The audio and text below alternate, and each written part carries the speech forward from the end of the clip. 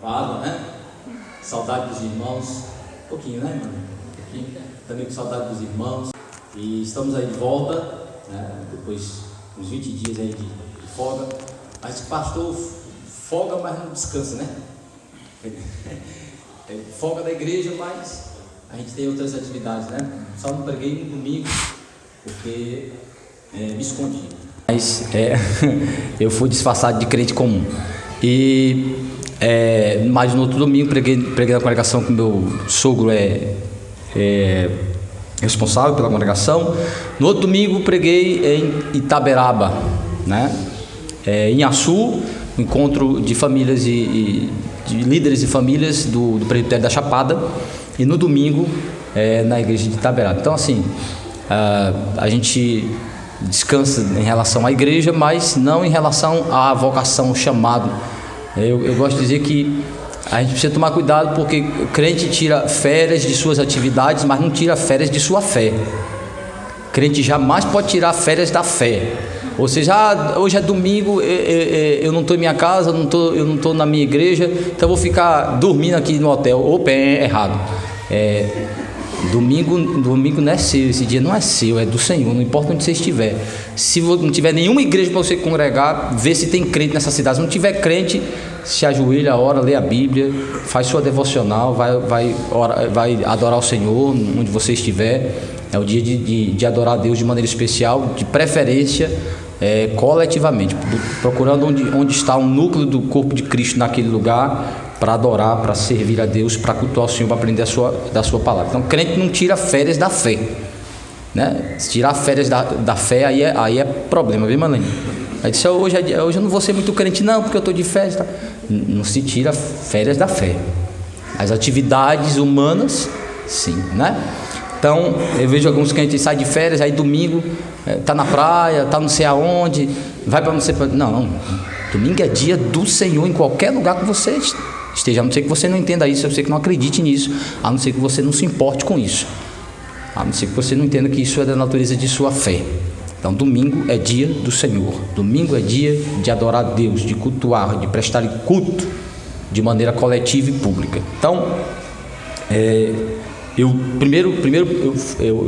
busco trabalhar isso para mim como crente, independente de ser pastor. O senhor vai procurar uma igreja no domingo quando o senhor está de férias porque o senhor é pastor? Não, é porque eu sou crente. Primeiro é porque eu sou crente, e como pastor essa responsabilidade aumenta, mas não depende do fato de eu ser pastor, depende do fato de eu ser crente, né? O cristão deve ter sempre responsabilidade. Então vamos voltar para o nosso estudo no Catecismo Maior. Vamos dar sequência aí. Nós começamos a falar a respeito da doutrina da justificação pela fé. Já trabalhamos a pergunta 69, iniciamos a pergunta 70, mas na pergunta 70 nós trabalhamos mais o conceito da justificação, comparando o conceito, a definição dogmática da doutrina na visão protestante, na visão reformada, em contraste com a visão católica. Por que isso é importante? Porque isso é uma das grandes bandeiras da reforma protestante, tá? Foi exatamente por esse entendimento que os reformadores entenderam a necessidade de uma reforma radical na igreja, total na igreja, porque suas bases de fé foram comprometidas. E uma dessas bases é a doutrina da justificação pela fé. Então nós já vimos isso no nosso encontro passado. Inclusive eu estava revendo o vídeo ontem, o estudo ontem, né? Longo, pastor que fala longo demais, 1h25, misericórdia, longo, mas eu estava revendo exatamente para ver o que foi que eu já falei sobre isso. Então lá eu deixo, no estudo passado deixei bem claro a distinção entre a visão católica da justificação pela fé e a visão protestante, a visão reformada. Esta é uma grande diferença. Com isso, Lutero fez uma conclusão de que a Igreja Católica havia se tornado uma outra igreja e não a Igreja de Cristo. Havia se tornado uma outra coisa e não a Igreja de Cristo, perdido totalmente sua identidade de Igreja de Cristo, com a necessidade de se formar uma outra igreja, construindo a partir dos fundamentos básicos da fé cristã, que um deles é a justificação pela fé. negada, deturpada pela Igreja Católica, como nós vimos aqui, instituindo totalmente uma outra forma de se adquirir a justiça, a não ser pela suficiência da obra de Cristo e da fé. Então é um outro, por isso que não tenho dificuldade de dizer que aqueles que professam a fé católica como ela está em seus dogmas, em seus documentos, em sua essência, não é fé irmã da fé cristã bíblica protestante e reformada, é uma outra coisa, totalmente estranha.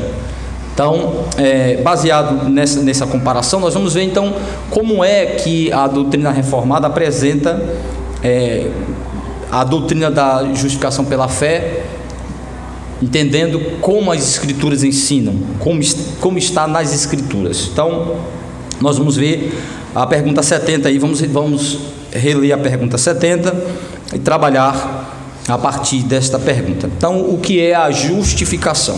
Nós estamos trabalhando os elementos da salvação, e a justificação pela fé é um desses elementos. Então, aí os irmãos têm a transcrição no boletim, nós vamos acompanhar. Pergunta: o que é justificação?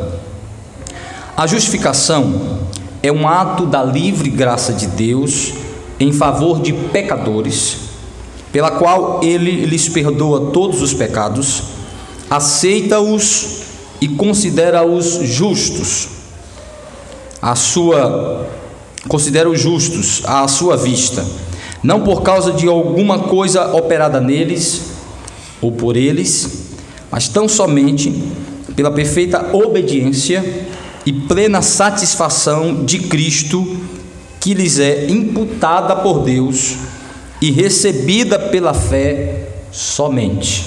Então nós vamos trabalhar aí cada parte desta declaração.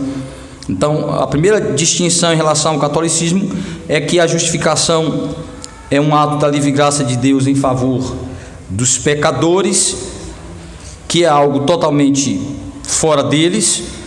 Então é uma declaração, é uma imputação de justiça baseado na obra de Cristo, mas dado de maneira totalmente gratuita e livre da parte de Deus para os pecadores, certo? Então vamos ver aí o texto de Romanos. A epístola aos Romanos é o que nós classificamos como a epístola da justificação pela fé. É a carta onde essa doutrina é mais trabalhada detalhadamente pelo apóstolo Paulo, como instrumento da revelação divina. E o capítulo 3 é muito significativo, apesar de toda a carta tratar sobre a doutrina da justificação, certo? E é interessante, que é uma carta dirigida à igreja em Roma inicialmente, e é em Roma que a igreja tem o centro de sua maior perversão, porque a igreja se torna católica romana, a liderança, todo o direcionamento da igreja a partir de Constantino se dará a partir da liderança papal em Roma, como até hoje, Então a igreja cristã ela vai se tornar romana, ou seja, ela deixa de ter Jerusalém e os apóstolos como sua referência maior para ter uma liderança humana papal a partir de Roma, Então a igreja deixa de ser uma igreja judaico-cristã de origem, tendo sua origem em Jerusalém, para ser uma igreja romana. E de fato é o que a igreja católica se tornou, uma igreja com todas as influências do paganismo e da idolatria romana. Daí a devoção aos santos e tantas outras coisas, a cristianização de práticas pagãs romanas, como Natal, São João e tantas outras datas comemorativas que faziam parte do mundo romano e foram cristianizados, que receberam apenas roupagem cristã, Não existia essas práticas, elas foram adotadas e revestidas de significado cristão. Mas vamos lá, Romanos capítulo 3, de 21 a 29, na primeira seção aí, onde o catecismo diz que a justificação é um ato da livre graça de Deus para os pecadores. Então é um ato de Deus livre, de maneira graciosa, em direção a pecadores. Romanos 3, de 21 a 29. Eu vou ler, os irmãos acompanham aí a leitura. Romanos 3, 21 a 29. Diz assim: mas agora, sem lei, se manifestou a justiça de Deus, testemunhada pela lei e pelos profetas, justiça de Deus mediante a fé em Jesus Cristo,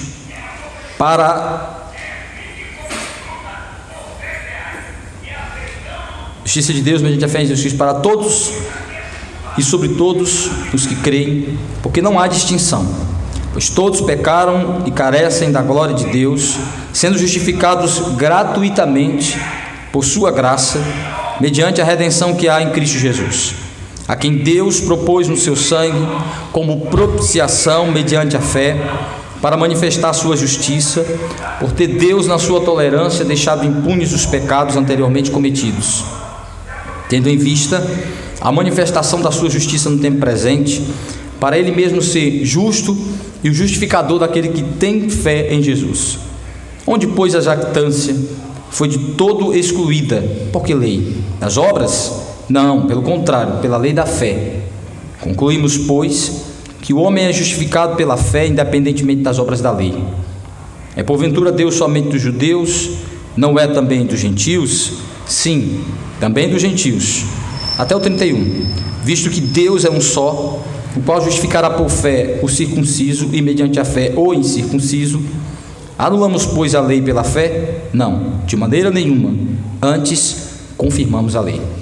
Então, esse texto mostra que a justificação do pecador, tanto o judeu como o gentio, tanto o eleito judeu como gentio, não se dá pelas obras, não se dá nem pela observância da lei, nem pelo cumprimento da lei.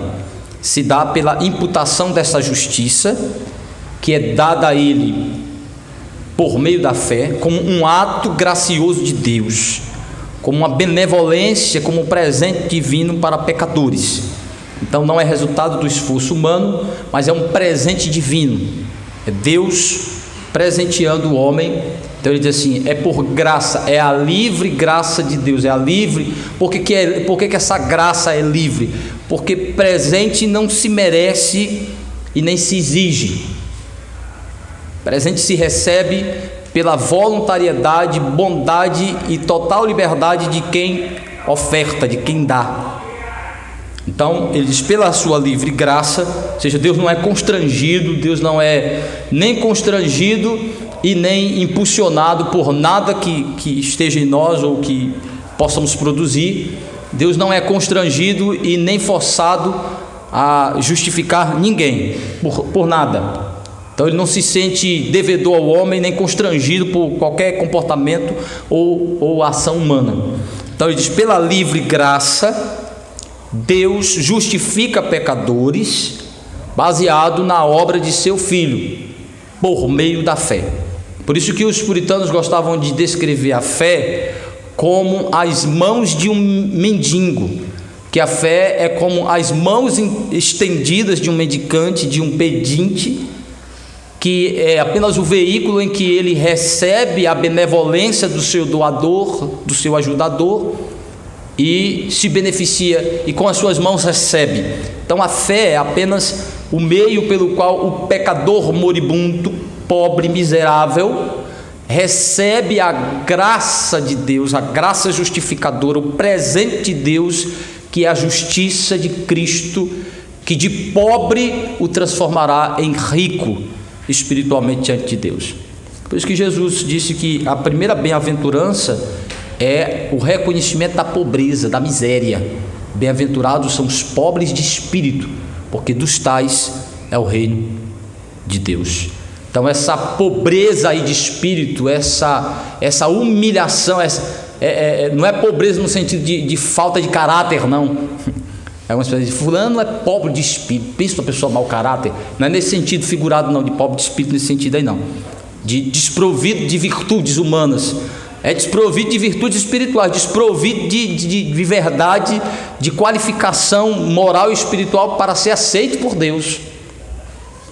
Não é o mero mau caratismo humano, não, é a maldade mesmo, de fato e de verdade, o definindo, é a perversão e a incapacidade espiritual lhe definindo. É um espiritualmente desprovido de qualquer qualidade ou capacidade para ser aceito e aprovado por Deus.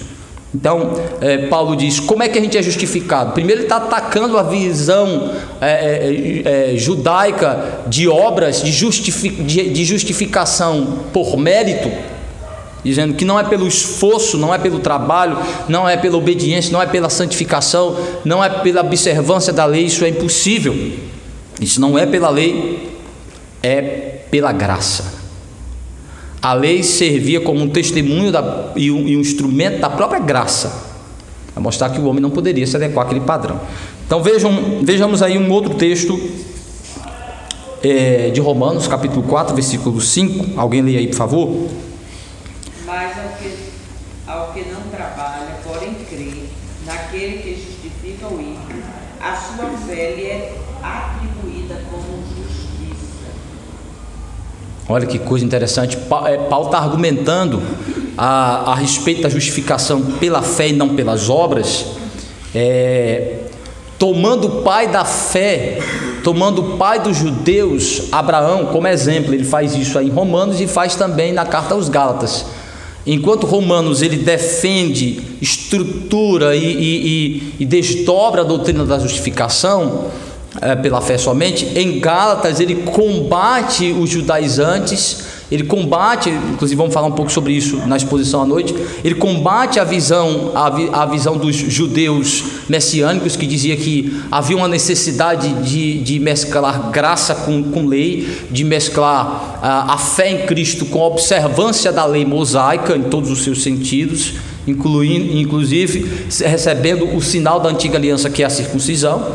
Então Paulo vai atacar os judaizantes, vai combater a visão judaizante na carta aos Gálatas, e aqui ele estabelece a doutrina e dizendo assim, o exemplo de Abraão. Como é que Abraão foi justificado? Abraão foi justificado pela fé, pela crença na promessa do Redentor, e sua obra de obediência foi manifestação de sua fé, foi evidência de sua justificação e não meio de tê-la.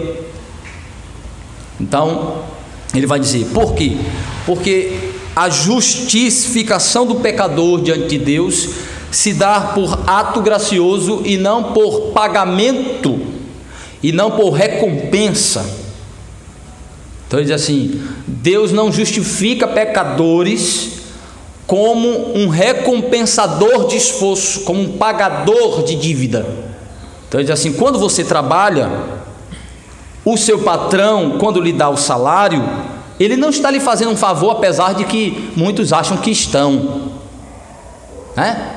Muitos acham que quando estão dando o nosso salário, o governo, as pessoas dizem assim, o serviço ali é público. Público nada, é popular, pagado pelo povo. Não existe jantar de graça.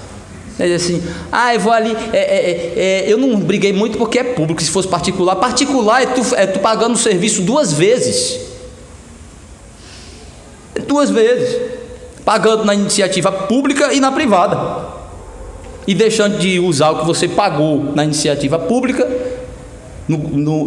na administração pública, para achar que vai acelerar no particular. E às vezes você vai no particular e você pensa que está no SUS. Aí você se acha mais rosado, diz assim, eu estou pagando isso aqui, meu amigo, você devia fazer isso no SUS também. Aí você também lá está pagando também. Então assim, não tem nada de graça, tá? Então as pessoas pensam, e às vezes nos tratam como se estivéssemos pedindo um favor, quando na realidade estamos reivindicando direitos adquiridos e pagos, serviços já previamente pagos para receber. Então Paulo disse assim, quando você recebe salário como resultado de seu trabalho, isso não é favor, é um direito. O pagador tem um dever de lhe pagar. E você tem o direito de receber, porque você conquistou pelo seu trabalho. Mas, ele diz, mas quando você recebe presente, presente não é direito e nem dever de quem dá. Não é direito de quem recebe e nem dever de quem dá. Apesar de que muitas vezes as pessoas que nos pedem de maneira que nos constrangem, como se nós tivéssemos a obrigação e devêssemos alguma coisa a ele, como se a pobreza e a miséria deles fosse culpa nossa. Às vezes a gente lida com certos pedintes e com certas pessoas nas suas necessidades, elas parecem nos constranger, dizendo assim, você, de alguma forma, você é responsável pelo meu sofrimento.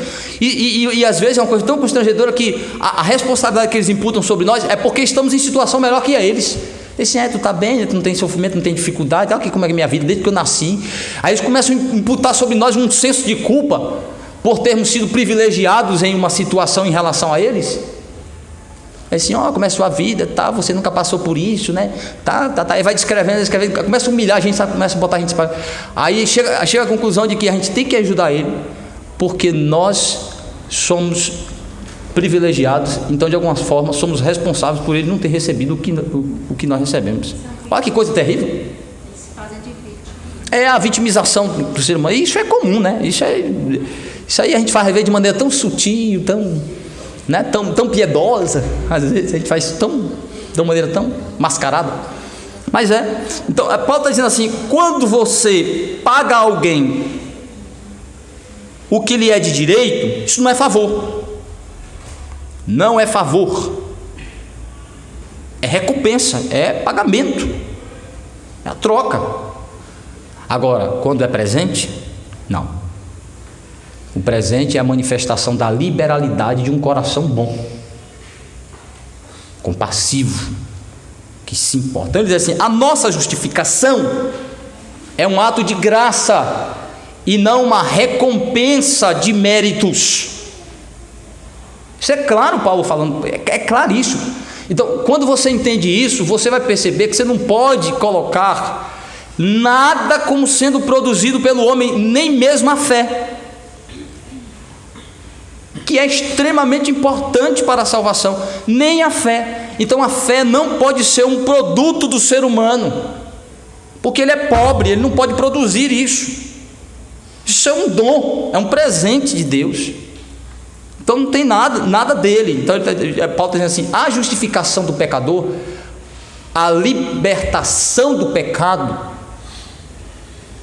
a declaração judicial de que ele está livre, ela é um ato livre de Deus, gracioso de Deus para o pecador. Então é graça, é um presente. Então o que é esta justificação? A justificação é o ato forense ou legal de Deus de nos declarar justos, judicialmente libertos de qualquer dívida que tínhamos para com Deus em seu padrão moral, que é a sua lei. Deus nos declara livres da culpa e da pena em relação ao nosso pecado. Então essa é a declaração, já vimos isso aqui, que primeiro ela se dá fora de nós. É algo que tem a ver com o nosso status legal, com a nossa relação com a lei. Então é fora de nós. É como Deus nos declara judicialmente, legalmente, que tipo de relação temos com Ele e sua lei. Então declararmos justos é dizer, você está livre da condenação, da maldição. Eu agora lhe trato como alguém reconciliado comigo e que satisfez a lei, adequado ao padrão da minha lei. Então não somos mais inimigos, mas amigos. Não somos devedores, mas pessoas totalmente livres de qualquer dívida com Deus. Isso é justificação. Isso é o ato da justificação. Então Paulo está dizendo que isso se dá graciosamente para pecadores. Continuando, ele vai dizer que é um ato da livre graça para pecadores, certo? Isso é de extrema importância, dizendo que todos são pecadores, e por isso são devedores, e devedores que não podem pagar a dívida, são pobres, mendigos. Mas nem todos, só os eleitos tomam consciência de sua miséria. Então o homem, ele é espiritualmente tão pobre, tão miserável, que ele pensa que é rico e vive como se fosse. Olha a arrogância, isso é a soberba, foi o que o pecado fez com o homem. O cegou de tal maneira para a sua realidade espiritual, que ele vive como se fosse autônomo, independente de Deus, autossatisfeito em si mesmo, quando na realidade espiritualmente ele é pobre e miserável. Ele não tem consciência de sua real condição espiritual, vive como se arrotando soberba, quando na realidade é um miserável, um pobre. Por isso que Jesus disse que quem se humilha será exaltado, quem se exalta será humilhado. Então quem se humilha, reconhecendo sua miséria, é exaltado no perdão e na restauração que há em Cristo.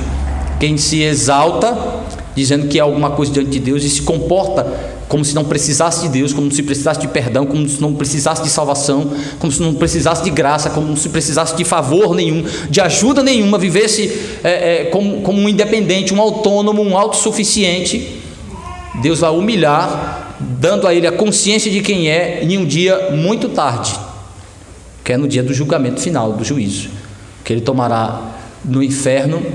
Os maiores crentes estão no inferno, porém crentes tardios, crentes muito tarde, né? Pessoas que tomam total consciência da verdade de Deus, mas sem poder se beneficiar com isto. Crente porque eles acreditam, sabem, confiam, acreditam, veem, sabem que existe, que é verdade, como os demônios, mas não são beneficiados de maneira salvadora por esta verdade. Então, como Tiago disse, a crença não é uma qualidade apenas dos homens. Os demônios são muito crentes, tratando-se a crença no sentido genérico da palavra, né? Crer em algo, acreditar na existência de algo, né? Os demônios, Tiago diz, eles não só acreditam em Deus, como se tremem todo ao pensar sobre Ele, né? Crer e estremece é isso. Eles têm medo, eles se estremecem todo dia ao pensar, ao lembrar sobre o poder e a grandiosidade de Deus, mas não se curvam voluntariamente e prazerosamente a Deus para servi-lo e adorá-lo, né? Sim. As virgens nécias seriam esses crentes tardios? Não, as virgens nécias, eu acredito que elas estão, é uma parábola que tem muito o objetivo de ensinar a respeito da ignorância dos judeus, da soberba dos judeus naquele contexto, que estava como parte do povo de Deus, estava ali inserido, né, as 10 virgens, né? As nécias e loucas são aquelas que sabem que o noivo vem, mas não se preparam para a vinda do noivo, não é isso? A parábola não diz, não é isso? Então, aplicando naquele contexto de Cristo, essas nécias se aplicaria ao povo judeu que recebeu as promessas do Redentor, que recebeu a lei, que ouviu os profetas, mas não esperaram e não creram em Cristo. Então se aplica muito mais primeiro a esta realidade de judeus que rejeitaram Jesus Cristo, que não ter a lamparina preparada é não ter a fé, não crer em Jesus, é não acreditar que Ele é o Messias, que dormiram, cochilaram. O Messias chegou até hoje, né? Os judeus, e acho que ainda continua sendo aplicado, os judeus não convertidos, continuam sendo as nécias, as virgens nécias.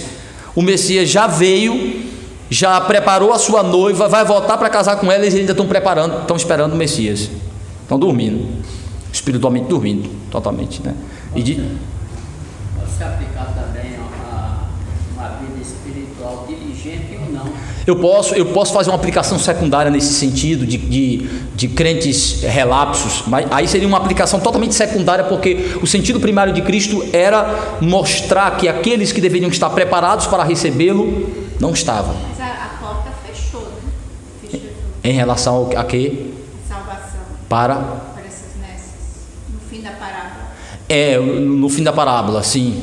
Mas para mostrar que apesar que no fim da parábola essa porta se fecha, ele não está falando que isso aconteceu necessariamente nos dias deles, mas naqueles dias mostrou que eles eram essas nécias dormindo, né? E do que essa porta se fecha, a gente entende que a porta da graça se fecha totalmente quando Cristo volta, quando ele estabelece o seu tribunal. Aí o último eleito já foi alcançado pela graça. No dia do juízo final não é dia de experimentar a graça, né? Não é dia de experimentar a graça. Naquele dia é um dia de experimentar o julgamento do Senhor.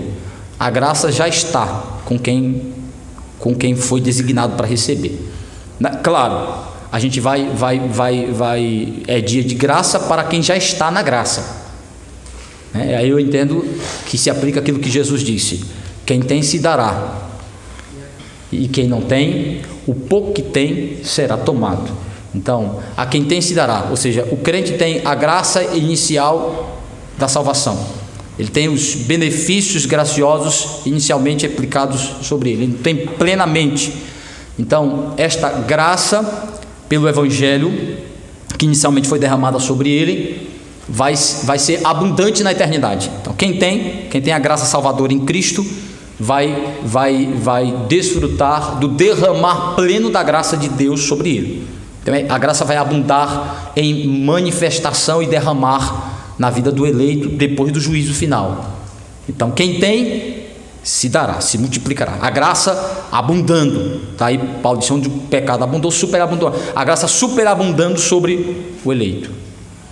Mas, eu já dou a palavra, mas quem tem, mas aquele que não tem, o pouco que tem será tomado. Daí eu acho que é um texto que corrobora muito com a visão reformada de graça comum e graça especial. Então, o eleito tem a graça especial da salvação, que ela se torna abundante sobre a vida dele. O ímpio tem a graça comum da providência geral de Deus, da benevolência geral de Deus, que lhe dá vida, respiração, bênçãos materiais, família, realizações, uma vida humana até de alguma forma confortável. Graça comum. Aí ele diz assim: aquele que não tem, aí seria este não ter a graça salvadora, é não ter Cristo, é não ter salvação. Então, em um sentido ele tem, em outro não tem. Então, o que é que ele não tem? Ele não tem a graça que abunda sobre a vida do eleito. Então, não tendo esta graça especial, que é Cristo, o pouco que tem, o que é este pouco que ele tem? A graça comum, é a benevolência geral de Deus sobre os ímpios. No dia do juízo, o pouco desta graça vai ser tirada. No inferno é lugar sem graça, sem misericórdia. O inferno é lugar de juízo pleno divino. O ímpio não tem alívio. Daí Jesus descreveu o inferno como um lugar onde o bicho não morre, a traça não morre, onde há choro e ranger de dente ininterruptamente, porque lá não há graça suavizadora, lá não há misericórdia, lá não há momentos de puxar o ar para recobrar o fôlego. É sofrimento ininterrupto, porque lá não há presença graciosa de Deus, só a presença de ira, só a presença de juízo, só a presença de punição. Daí o pouco que tem será tirado. Não há benevolência divina no inferno. Por isso que o inferno é um lugar horrível, por isso que o inferno é um lugar muito ruim. Não é porque Deus não está lá, é porque Ele está como um juiz, como um verdugo, como aquele que está punindo o mal, como ira, como juiz. Então, por isso que é um lugar horrível. Por isso que o céu é um lugar bom, porque lá Deus está e se manifesta como Deus gracioso, bondoso, um pai acolhedor dos seus filhos. Então, não é Deus estar ou não estar presente, não há lugar onde Ele não esteja. Agora, como Ele está? O que Ele está fazendo? O que Ele está manifestando naquele lugar? É aí que é o ponto. Então, vamos lá. É simples, permita, James. E haverá uma época aí que uma volta do povo judeu para Deus. Eu entendi isso, é isso que eu queria querer. No capítulo 10 De Romanos. É no 10 mesmo. Eu até já falei sobre isso aqui. Eu entendo que o capítulo 10, que é a carta, que é a única parte onde Paulo, em todo o seu escrito, fala sobre um tempo para gentio e uma expectativa e esperança futura para judeus. né, em termos mais nacionalistas, né?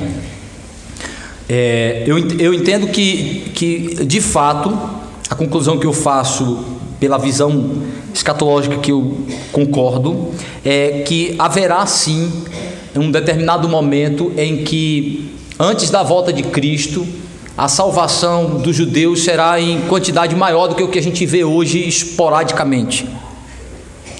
Haverá uma conversão maior. Porém, o que diferencia esta visão de alcance de uma grande quantidade de judeus para a visão dispensacionalista, que é muito diferente, é que a visão dispensacionalista acredita que Deus trata com os judeus diferente do que ele trata com a igreja.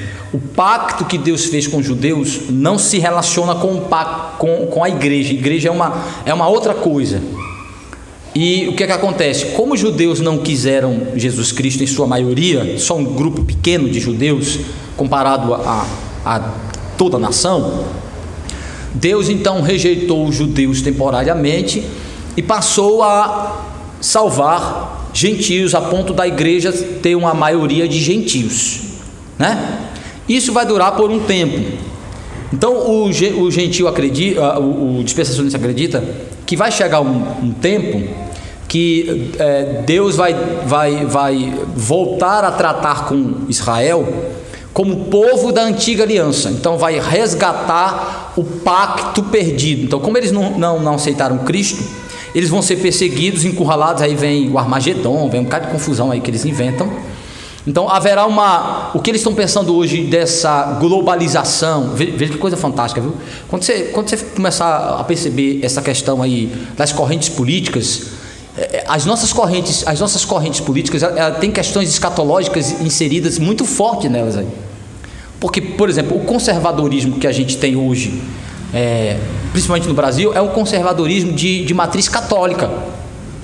Esse conservadorismo de matriz católica, ele tem no fim uma questão escatológica do reino de Cristo associado a Israel, numa visão dispensacionalista, porque os católicos são dispensacionalistas. Então eles acreditam o seguinte, que Israel, por que os políticos e os católicos têm uma simpatia tão grande por Israel?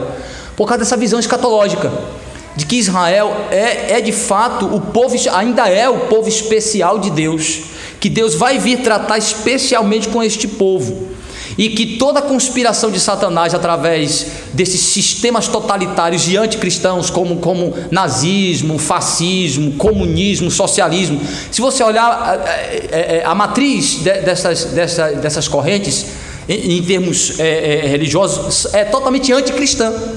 Já prestou atenção? Que eles são totalmente anticristãos, quando não perseguidores e matadores de cristãos. Então os conservadores católicos, eles veem como um movimento do anticristo, um movimento da besta através desses sistemas políticos. Presta atenção nisso, isso é muito interessante. Então eles acreditam, por exemplo, a maioria dos católicos estão dizendo que o nosso presidente é um instrumento de Deus para não só combater essas visões, essas correntes, mas combater o mal por trás, combater Satanás e o reino de Satanás, que está impedindo o crescimento do reino de Deus. Olha que coisa. Pode pegar os comentários, aqueles que são pensadores da visão conservadora, são católicos e acreditam. Claro, eu prefiro o conservadorismo ao socialismo e comunismo, não tenho dúvida. A gente precisa entender com o que é que a gente está lidando. O conservadorismo brasileiro é um conservadorismo político que eu estou falando, é católico, é de matriz católica, tá? Então eles entendem que toda essa conspiração socialista, comunista, é o reino das trevas resistindo ao crescimento do reino de Deus através de governos e nações cristãs. De alguma forma, depois a gente vai tratar sobre isso, tem algum sentido, mas o problema é, Israel é o ponto importante deste reino. Por quê? Porque Cristo volta para governar a partir de Jerusalém. Então Israel, e especialmente Jerusalém, é importante nessa visão escatológica, porque Jesus vai voltar, e por causa da perseguição que está acontecendo contra os judeus, Jesus Cristo vai intervir e destruir os inimigos que estão querendo destruir Jerusalém.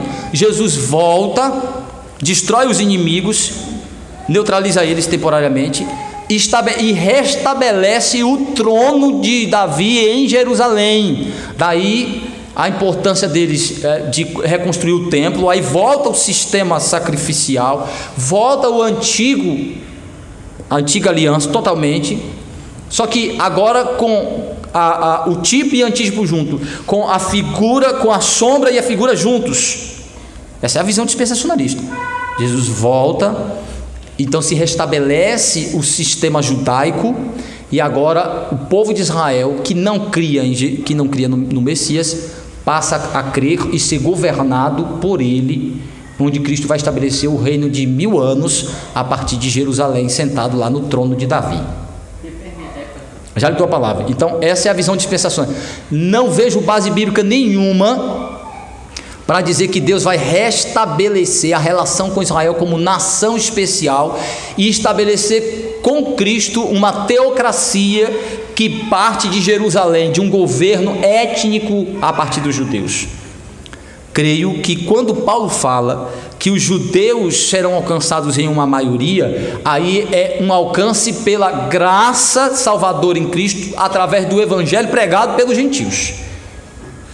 A era de Jerusalém, dos judeus como um povo exclusivo acabou. Eles não são mais povo exclusivo de Deus. O povo agora é uma mescla de judeus e gentios convertidos a Cristo. Não há mais um Israel étnico, há um Israel espiritual, que é a igreja. Você está entendendo? Eu entendi isso aí, que haverá um grande número de judeus que serão... Se converterão a Cristo, que abraçarão o evangelho. Aí sim. Aí a igreja receberá um número maior de judeus, acredito sim, mas não que Deus vai voltar àquela relação especial com Israel, restabelecer a dinastia davídica, o trono, o templo, como já falamos sobre isso aqui. Eles acreditam que o templo precisa ser reconstruído, e Deus, pela sua graça, permitiu que os muçulmanos invadissem Jerusalém e construíssem uma mesquita bem no lugar onde estava o templo judaico.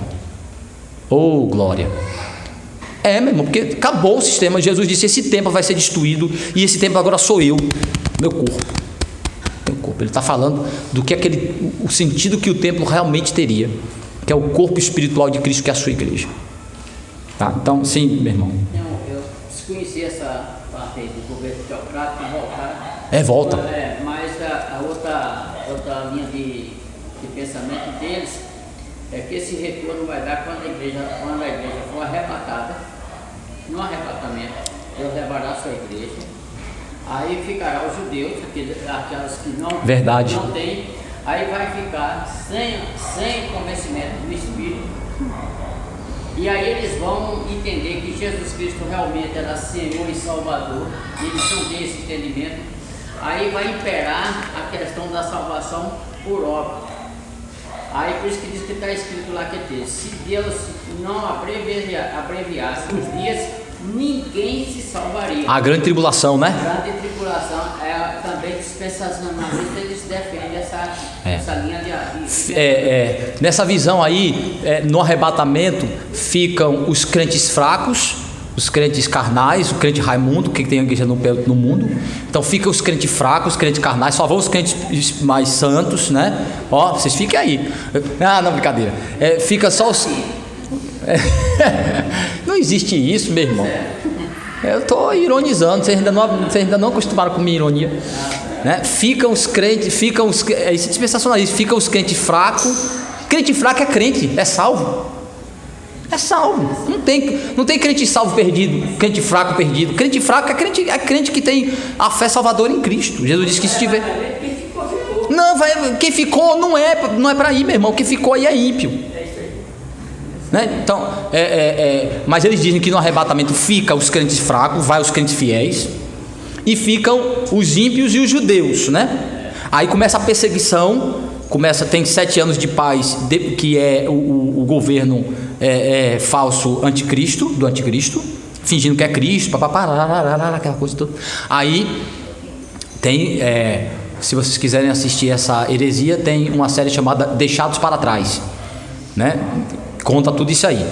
Tá? Aí há uma perseguição. Aí depois que o filho das trevas, o anticristo, junto com as bestas, né, com as bestas fera, aí rompe o trato, o acordo de paz, e a partir dos 7 anos e meio começa a perseguição aos cristãos fracos, aos cristãos que ficaram, daí a salvação pelas obras. O cara ficou porque era um crente fraco, porque não era fiel a Cristo, mas ele vai ver uma perseguição de 7 anos e meio, e se vocês verem a descrição que eles dão de como é essa tribulação, porque Jesus disse que nunca houve coisa igual, nunca houve perseguição igual, nunca houve coisa terrível. Aí ele diz, os crentes fracos vão ser pegos, esfolados vivos, vai arrancar o dente por dente com um alicate, a unha dele. Eu digo, meu amigo, isso aí é pior do que a tortura nazista. Vai esfolar ele vir, arrancar dente por dente, e dizer assim, nega Cristo, nega Cristo. E se ele não negar Cristo, aí ele vira um mártir cristão. Aí eu fico pensando, né, que mente inteligente o cabo. O cara não foi para o céu porque era infiel, numa vida boa, a graça estava aqui, o Espírito Santo, a igreja, a Bíblia, que diz que naquele tempo vai abrir a Bíblia e não vai entender nada, que a Bíblia não vai ter mais valor para ele, o Espírito Santo não está ali, a igreja não está ali. Meu amigo, o cara é deixado para trás, sem Espírito Santo, sem igreja, sem pastor Daniel para pregar, sem Bíblia. Pior, o cara diz que o cara vai abrir a Bíblia, não vai entender nada. Você já viu isso aí? Não vai entender nada. Mas aí o cara tem uma fagulha de fé, lá tem uma fé dentro dele, e na perseguição, em toda essa tortura, se ele disser que ele não nega a Cristo, aí ele morre como um mártir cristão.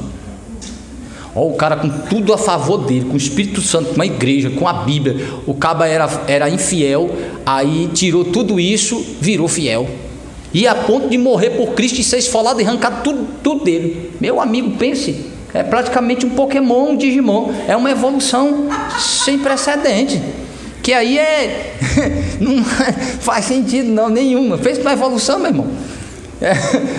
Power super, mega, extra, ultra, então não faz sentido. Mas depois desses 7 anos e meio, só que aí quando o anticristo juntar com todos os seus aliados para destruir Jerusalém, aí Jesus vem, desce, tem a guerra do Armagedon, aí começa a duelar com Satanás, aí eles começam a duelar, só trocando poder. Aí Jesus Cristo fulmina, destrói, neutraliza. Troca de poder. Se vocês verem, é isso que eles dizem lá. Eu tô ironizando, usando o termo, mas se você lê a literatura, parece roteiro de filme hollywoodiano, meu amigo. É troca de poder mesmo lá, eles duelando, guerreando, trocando poder. Eu estou ironizando, usando aqui Hadouken, que eu conheço de poder, essas coisas de videogame, na minha época, né? Hoje os meninos dizem, nem sei o que é isso, né? Street Fighter, aí Mortal Kombat, aí, né? Os meninos já nem sabem mais o que é isso. Aí o que acontece? Ele diz que vai haver essa guerra, que aí é um dualismo mesmo, mas Jesus ganha, neutraliza, amarra os inimigos, bota na cadeia Satanás, que aí já vão para Apocalipse 20, Satanás é preso, junto com a besta, com o anticristo, eles ficam lá presos um tempinho, e aí Cristo vai em Jerusalém, restabelecer o povo de Israel, como nação especial de Deus. Aí Cristo senta como o filho de Davi autêntico, em um trono que foi reconstruído para ele sentar, ele vai governar lá, o templo reconstruído, e aí ele vai governar a partir de Jerusalém por 1000 anos, para que os ímpios conheçam e aprendam sobre o governo de Cristo, para que todos experimentem um pouco do governo de Cristo. Então Cristo vai governar por 1000 anos a partir de Jerusalém, o mundo que ficou naquele contexto. Quando chegar ao final dos 1000 anos, aí vem o juízo final, aí vem o grande tribunal. Meu irmão, isso pense no roteiro de Hollywood. Isso dá um filme, meu irmão. Você perde o fôlego assistindo isso aí. É bonito demais. Só tem um problema, isso não está na Bíblia. E essas referências que tem a Apocalipse, se aplicam-se como? De besta, de governo de humanos? Como é que a gente vai entender isso aqui? Aqui agora deu nó. Deu nó. A visão dispensacionalista, ela é uma visão de alguma forma muito bem estruturadas, no sentido de roteiro. É um roteiro bem amarradinho, as coisas parecem fazer sentido, eles pegam alguns textos e aglutinam, fazem é um roteiro bem montado, tá? Mas influenciou muito as igrejas evangélicas brasileiras, a igreja presbiteriana do Brasil foi muito influenciada por essa visão dispensacionalista, principalmente pelos nossos antigos pastores que aprenderam uma visão dispensacionalista, a gente entende isso, mas essa não é a corrente que se coaduna com o sistema calvinista de interpretação das Escrituras. Então, irmã Arlete, me perdoe se eu vou frustrá-la, mas eu não tenho condições agora de trabalhar, mas tem aplicação mais lógica, mais coerente, porque o que é que eles fazem? Eles pegam vários textos, cortam esses textos e montam um roteiro. Textos que não tem nada a ver, eles inserem dentro de umas coisas que não tem nada a ver, pega a fala de Cristo, pega a fala de Pedro, pega a fala de João e Apocalipse, junta, faz um roteiro. Na realidade foi uma mente roteirista muito brilhante, né? Mas quando você vai estudar e analisar e colocar este roteiro sobre o crivo das Escrituras, avaliar, você vai perceber que há lacunas grandiosas e irreconciliáveis, que não tem como se reconciliar quando compara os textos que eles apresentam com o seu contexto e o que de fato aquilo está falando em relação à escatologia, à volta de Cristo, ao contexto do que Cristo falou. Por exemplo, Mateus 24 e 25, quase que 100% do que Jesus diz ali não pode ser aplicado como escatologia futura, mas como escatologia imediatista. Ele está falando de coisas que iam acontecer nos dias dele. E os 1000 anos que a Bíblia fala, se refere, não é da aí dispensacionalista. Nosso entendimento é outro entendimento reformado. É outro. Os 1000 anos, por exemplo, está dentro de um contexto de que é figurado, de que é um número, e a Bíblia usa muito isso, é um número para descrever uma realidade de tempo e não a cronologia de um tempo, a quantidade de um tempo, uma realidade de um período, né? Da primeira vinda de Cristo para a sua segunda vinda, para o início de sua obra, para a conclusão dela, a perfeição de sua obra. Nós podemos ver isso melhor quando a gente for estudar especificamente escatologia, né? Mas tem aplicação e faz sentido. Capítulo 11, 25 e 26. De quê? Capítulo 11 de Apocalipse? de Romanos. Leia aí. 25 e 26. Que é o que o senhor está se referindo, né? Não, ele já está referindo lá no 10. Agora aqui no... Diga aí. Porque não quero, irmãos, que ignoreis este segredo, para que não preze mais de vós mesmo, que o endurecimento veio em parte sobre Israel, até que a plenitude dos gentios haja entrado, e assim todo Israel será salvo, como está escrito: de Sião virá o libertador, e desviará Jacó as impiedades, e ela será a minha aliança com eles, quando eu tirar os seus pecados. Daí o dispensacionalista usa esse texto dizendo que essa expressão plenitude dos gentios se refere exatamente para um tempo em que Deus vai concluir em relação à igreja, vai acabar o número, que aí entra arrebatamento. Olha como eles inserem outras coisas, já coloca outra coisa dentro. É porque aí vai ter o arrebatamento, a igreja já completou, o povo subiu. Aí agora ele vai tratar com os judeus. Só que onde é que eles pecam principalmente? É como se Paulo estivesse falando de um tratamento com os judeus diferente do que está sendo dado aos gentios. Como se Deus tivesse outra forma de salvar os judeus. E não, ele está falando aí que haverá uma salvação de todo Israel, mas essa salvação é por meio de quem? De Cristo. E por que veículo? Pela fé. Por que instrumento? É a pregação do Evangelho. Então, se vai haver uma conversão nacionalista de Israel, ela se dará pelo Evangelho, porque eles vão abraçar o Evangelho, não porque Cristo vem restabelecer o sistema judaico antigo. Está entendendo? Porque o contexto de Paulo aí houve um endurecimento para que a parte de Israel que adotasse a fé fosse pequena em relação à sua nação. Mas vai chegar um tempo que essa adesão dos israelitas à fé cristã vai ser maior. Ele fala aqui o seguinte: a plenitude do gentio chegou na plenitude. E assim todo Israel será salvo, como está escrito: e Sião virá o libertador. Esta expressão todo Israel, ela é complexa. Por quê? Porque às vezes Paulo usa a expressão Israel não para se referir à nação em si, mas à identidade do povo de Deus, que finalmente não é só uma etnia, mas é uma mescla de judeus e gentios, que é o que Palmer Robertson e tantos outros teólogos reformados chamam de Israel de Deus. Porque o que é Israel? Israel é um termo que se aplica primeiro a quem? Quem primeiro recebeu esse nome Israel? Foi a nação? Quem lembra? Quem foi que recebeu o nome Israel? Foi Jacó. Jacó. Israel primeiro não é nome da nação, é nome do patriarca. Por que Deus deu esse nome a ele? Ele disse: porque serás pai de um grande povo, que inicialmente é uma etnia, mas Deus está falando de quantos estariam agregados a este povo num aspecto espiritual, que é o mesmo que ele disse para Abraão: serás pai de uma grande nação, de um povo, teu povo será de uma quantidade tão grande que você não vai poder contar. Olha para o céu, vê as estrelas, consegue contá-las?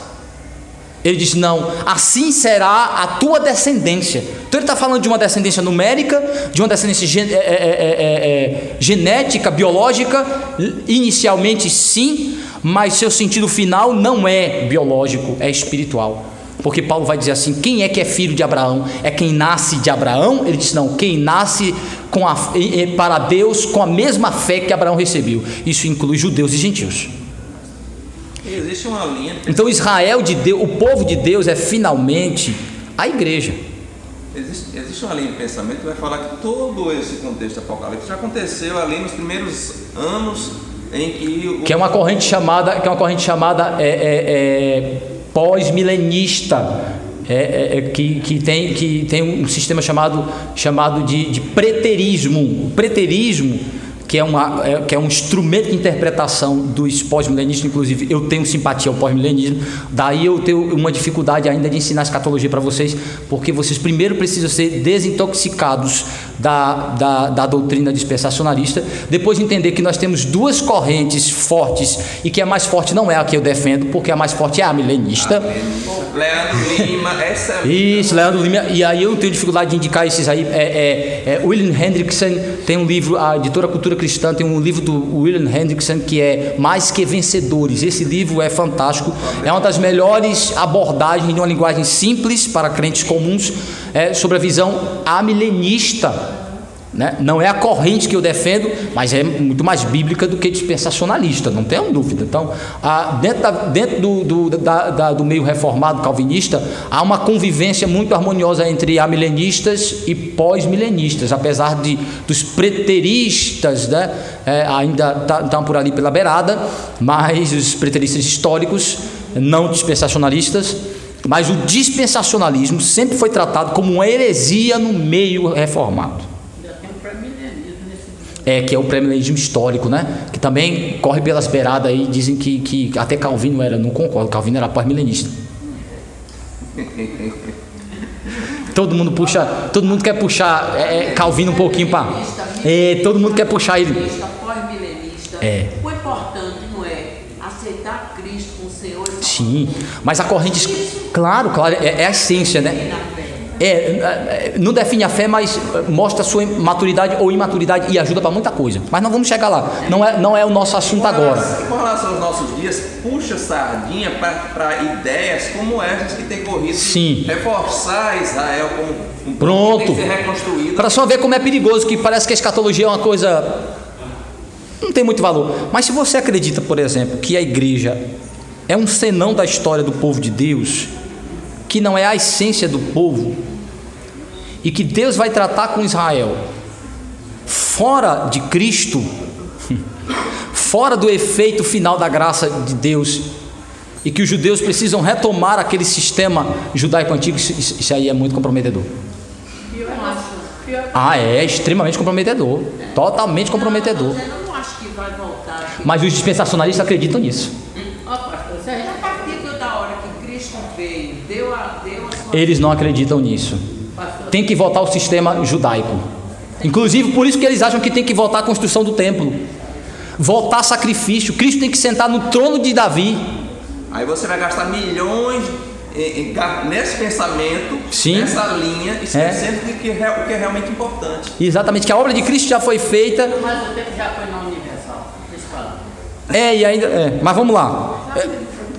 Por isso que o dispensacionalismo sempre foi tratado como heresia. Por quê? Porque na visão dispensacionalista, algumas questões soteriológicas são comprometidas. Tá? São comprometidas. Não é só visões diferentes de como o mundo vai acabar, não. Aí implica algumas questões soteriológicas que acabam acendendo o alerta. De alguma forma, sutilmente, a obra de Cristo é questionada. Não é suficiente. Isso é o que é o pior. Daí a preocupação. O negócio ficar alerta. Porque é sutil, essas coisas é sutil demais. Né? Como o catolicismo. Maria, os santos, não, é só veneração, não. Eles acabam comprometendo a suficiência da obra de Cristo, mas é muito. Então, Daniel pediu a palavra, perdão, meu filho, você lembra ainda do que foi que você queria falar? Era ainda tratando de Apocalipse, que tinha um pessoal que costumava, eu não sei se costumava como essa vertente, mas que eles interpretavam que o livro falava sobre a queda de Roma. O senhor já ouviu isso? Que era a queda de Roma? Eles faziam associação entre as bestas e os reis, Sim. Como as quedas de Roma contra a veneração dos reis. Sim, alguns, na visão dispensacionalista ali é a igreja católica, sim, mas é muito mais a prostituta, né? A meretriz. O que eu lembro disso é que ele fazia associação da besta. Sim, porque o sistema político corrompedor do anticristo é Roma, né? De alguma forma tem essa visão. Aí são várias correntes e a gente não tem condições agora de tratar todas essas correntes, mas o ponto principal é que eu não sei mais o que estava falando, que é a justificação pela fé somente.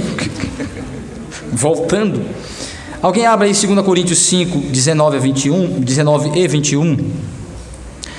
Eu estava falando sobre a questão de que os judeus, de que a justificação ela é aplicada aos judeus e gentios eleitos. Paulo está falando isso, que não há forma, que não há outro meio paralelo ou substituto ou complementador para Deus justificar pecadores, senão pela obra de Cristo e chegar até eles como um ato gracioso de Deus, um presente de Deus, que ele não fez. Que aí o texto que nós estávamos trabalhando é Romanos 4, quando ele diz assim: quem trabalha, o salário não lhe é favor, mas direito. Mas quem não trabalha e confia na benevolência e bondade de Deus, na misericórdia de Deus, é justificado pela fé, como graça, como presente. Então, o que é a justificação do crente? É quando eu, pela fé, coloco toda a minha confiança na suficiência da obra de Cristo, que o que ele fez é suficiente para resolver meu problema com Deus, que eu não faço nada para ajudar ou para cooperar, que aí é a pegadinha que a gente faz às vezes quando a gente está avaliando os que vão professar a fé, e diz assim: vem cá, Jesus salva, mas você faz alguma coisa para ajudar? Aí o cara pensa assim, é fácil, né? Eu oro, eu leio a Bíblia. Aí diz, errado. Isso aí não ajuda Jesus em nada. Não, suas obras não são obras ajudadoras de Cristo, são obras sinalizadoras de que Cristo já está em você, de que a obra dele já chegou para você. É fruto que ele fez por você, em você. Então é evidência de estar em Cristo, não é cooperar com. Então suas obras, suas ações, sua atividade religiosa não cooperam para a sua salvação. Pode cooperar, porque se você disser que o que você faz coopera, você está dizendo que o que Cristo fez não é suficiente, que Deus não aceitou a obra dele como completa, como perfeita, faltou. Jesus foi pesado e achado em falta como nós. Só que não é isso que a Bíblia diz. Ele foi pesado, achado em excedência, porque ele pagou tudo que tinha e ainda deixou crédito. Jesus não tem só uma justiça do tamanho de nossa dívida, não. Ele tem uma justiça que excede a nossa dívida. Vocês estão entendendo aí? Jesus não tinha uma justiça do tamanho de nossa dívida, não. A justiça dele é maior que nossa dívida, a ponto dele pagar a dívida e deixar o crédito.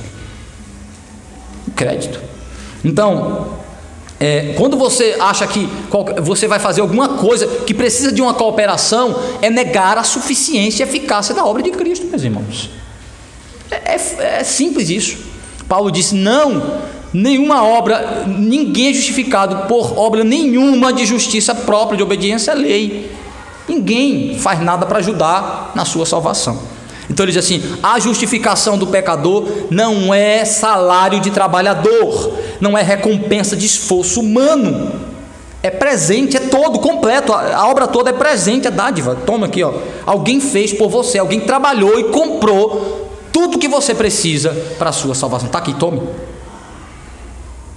Entendeu? Então vejam aí, 2 Coríntios 5, 19 e 21, quem achou ler? A saber que Deus estava em Cristo, reconciliando consigo o mundo, não imputando aos homens as suas transgressões, e nos confiou a palavra da reconciliação. De sorte que somos embaixadores em nome de Cristo, como se Deus exortasse por nosso intermédio. Em nome de Cristo, pois, rogamos que vos reconcilieis com Deus. Aquele que não conheceu o pecado, ele o fez pecado por nós, para que nele fôssemos feitos justiça de Deus. Presta atenção numa coisa, ó. A cláusula aqui, a seção aqui diz assim: a justificação é um ato da livre graça de Deus com pecadores, no qual ele os perdoa, aceita e considera justas as suas pessoas diante dele. Quando a gente lê esse texto, infelizmente a gente se perde um pouco na tradução, porque quando o tradutor traduziu a palavra grega para reconciliar, ela perdeu um pouco para nós seu valor jurídico, seu peso judicial, seu peso forense. Aí não é só reconciliação de pessoas que estão brigadas, de amigos que discutiram e ficaram intrigados. Não é só de partes intrigadas. Não. Esse litígio é judicial, este litígio aí é legal. Deus não ficou só com raivinha da gente, não. Nós nos tornamos inimigos, devedores de sua lei. Legalmente devedores, judicialmente culpados, merecedores de punição.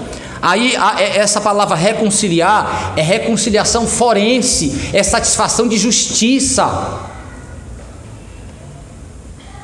é cumprimento da lei. Não é só o aspecto de ofensa moral, mas de quebra de mandamento de lei. Então, quando ele diz assim: Deus estava em Cristo, reconciliando o mundo consigo mesmo, esta reconciliação é satisfação de justiça, cumprimento da lei. A lei é satisfeita, a justiça de Deus é satisfeita. O pagamento da dívida, que é dívida legal, jurídica, foi resolvida com o justo juiz. Então é relação forense, judicial aí. Não é só relação interpessoal. Não é só uma questão de amizade, de relação humana com Deus. é relação judicial. Então diz assim: em Adão nós adquirimos uma dívida e um problema e um litígio jurídico, legal com Deus, judicial com Deus, que é juiz. E ele não pode simplesmente nos anistiar, ele não pode simplesmente acobertar e dizer assim, deixa para lá. Ele é juiz, ele tem que satisfazer a sua lei, ele tem que satisfazer a sua justiça. Por isso que o texto diz aí: Deus estava reconciliando o mundo consigo através de Cristo. Por que ele estava através de Cristo? O texto diz: porque Cristo se tornou a base da nossa justificação, porque em Cristo fomos feitos justiça. Sabe o que ele está dizendo aí? É que nós resolvemos o problema todo judicial com Deus, a ponto dele nos declarar livres. Você não deve nada à minha lei, eu não tenho problema judicial nenhum mais com você, seu status legal comigo está resolvido. Justiça é pleno aí, você não deve nada à lei, você não é mais tratado como um transgressor da lei, como um réu condenado. Você nem tem mais problema nenhum com a lei, você não tem pendência, você não é acusado, você não é denunciado, você não é processado, você não é mais nada. Não há nenhuma denúncia tramitando aqui contra você. Por isso que lá em Romanos capítulo 8, Paulo diz que quem é que pode acusar os eleitos de Deus diante de Deus por causa de Cristo? Quem é que pode apresentar acusações, denúncias reais, isso ser aceito e tramitar no juízo de Deus? Ele disse: ninguém, não pode mais. Por que nenhuma denúncia formal, legal, pode ser aceita por Deus em relação ao eleito? Ele disse: porque foi Cristo quem morreu por eles e ressuscitou por eles. Aí está falando do efeito judicial, forense, legal da obra de Cristo. Quando ele morre, ele paga a dívida, ele resolve o problema com a lei, ele resgata o status de justo. Não só pagou a dívida, como colocou em uma situação em que ele não pode mais contrair dívida. Meu irmão, isso aí não entra na nossa cabeça de uma maneira fácil, não. Porque, por exemplo, humanamente falando, eu posso resolver minha situação com a lei, mas posso voltar a ter um problema com a lei, não posso? Enquanto eu estiver vivo, hoje eu sou um cidadão de bem, que não tem problema nenhum, mas daqui a pouco eu posso ter um problema judicial, posso ter um problema com a lei. Pastor, pode, até por acusações falsas ou coisas que eu venha fazer, sou pecador.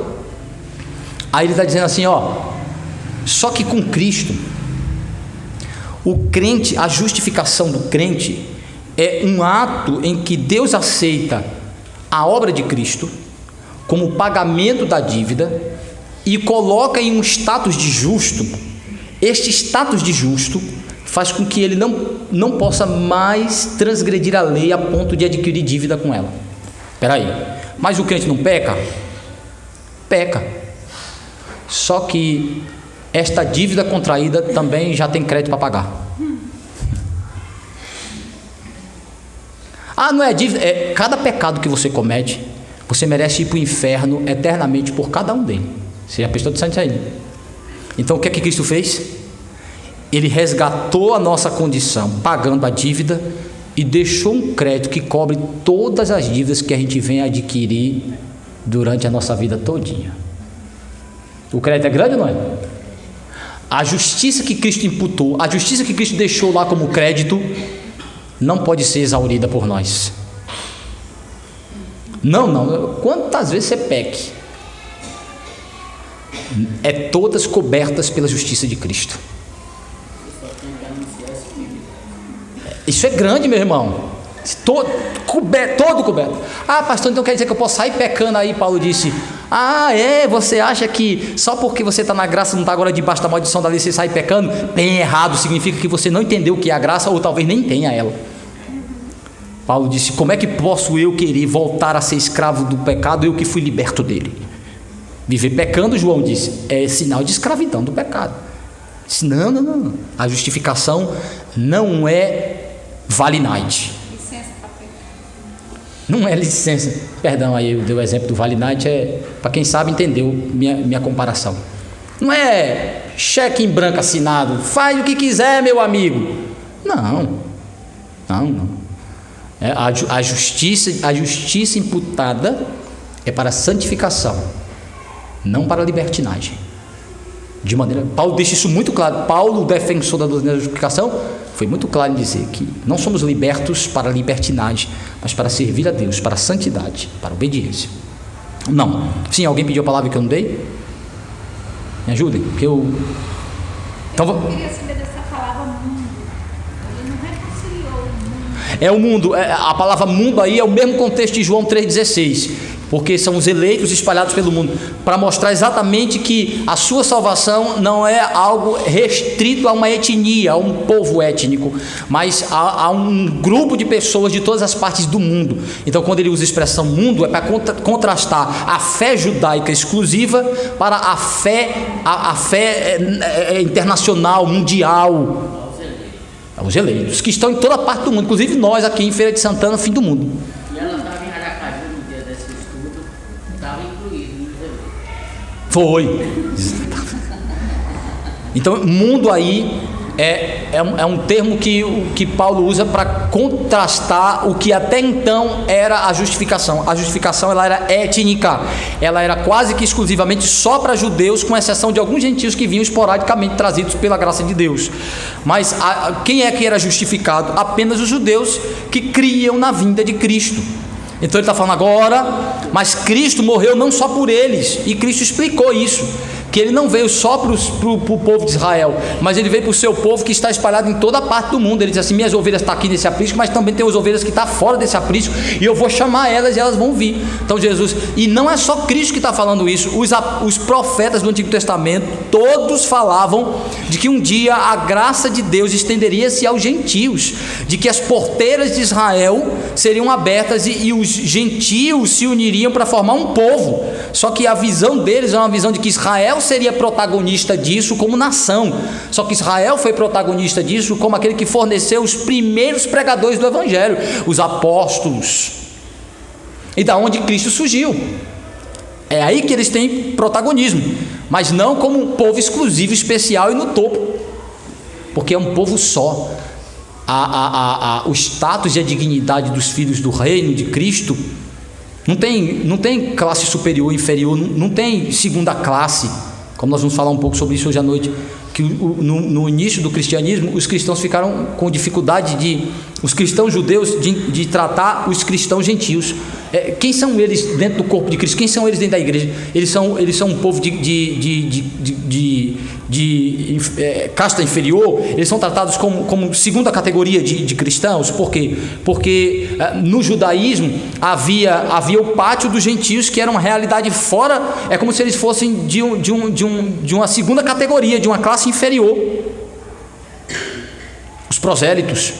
Então, por isso que o primeiro concílio, o concílio de Jerusalém, vai discutir qual é o lugar dos gentios convertidos na igreja de Cristo.